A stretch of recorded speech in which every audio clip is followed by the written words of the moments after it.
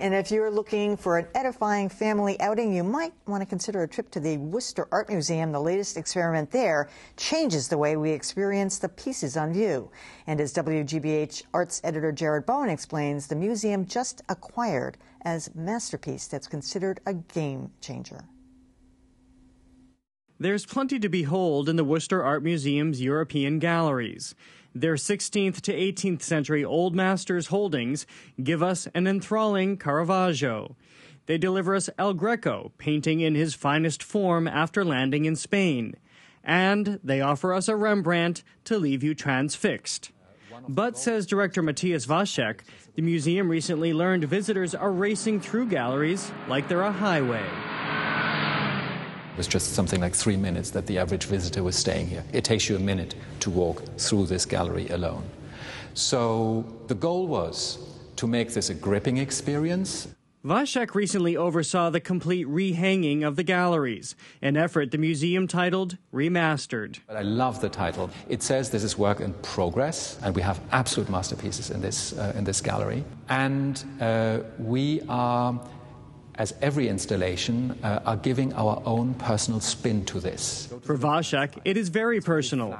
In rehanging the galleries, the director reached back to the art collections he visited growing up in Europe, where paintings towered over him from soaring museum and palace walls. They also literally came at him, tilted in old world style toward visitors. It gives the painting a material presence in the gallery. It basically invades our space. The museum has also chosen to slow down visitors by giving them something to look at, not read. It's something that I'm still wrestling in the hour or so that I've been here is the lack of labels. Yeah. It's hard for me. It's hard for everyone. Well, first of all, it's interesting. We also looked how long people looked at labels. They didn't look that long at all. Or they looked just at the labels, not at the paintings. So we give alternative information. There are laminated guides, books, and tablets in the galleries, but the walls are pure. Not one word or name in sight. And the Worcester Art Museum is making a name for itself these days. The new jewel in its collection is Venus Disarming Cupid. One of the last Veronese masterpieces remaining in private hands, it was gifted to the museum late this summer. For Worcester Art, WASCHEK says, this is a once-in-a-lifetime opportunity. We have a lot of highly dressed saints, but we really lack luscious nudes.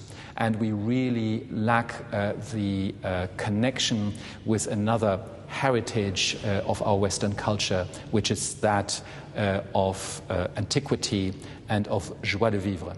So that Venus puts joie de vivre into our collection. And into the refreshed, the remastered spirit of the museum.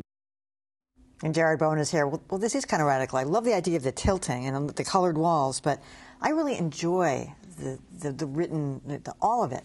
Well, I will say it gives you a certain freedom, because I frequently have to work quickly through galleries because I'm assembling a piece and there's a lot I'm doing at the same time. And once he pointed that out, I realized I do spend a lot of time reading the wall labels, and this forces you to look at the paintings and forces you to digest them, have your own interpretation, figure out the artists. You know, it's sort of a quiz for me at this point. Yeah, can I tell who the artists are?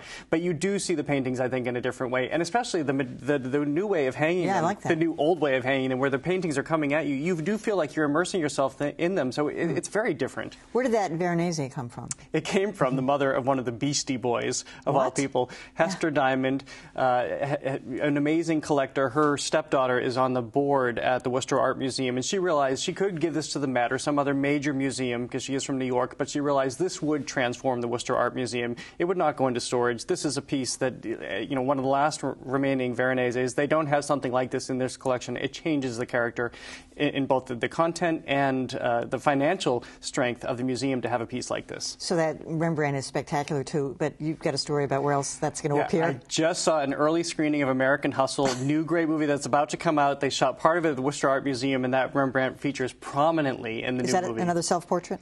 No, that's of St. Bartholomew. And if you look closely, you'll see it's not his hand that you see in the picture, which gives it a very ominous feel. You're looking at this man's face, but not his hand.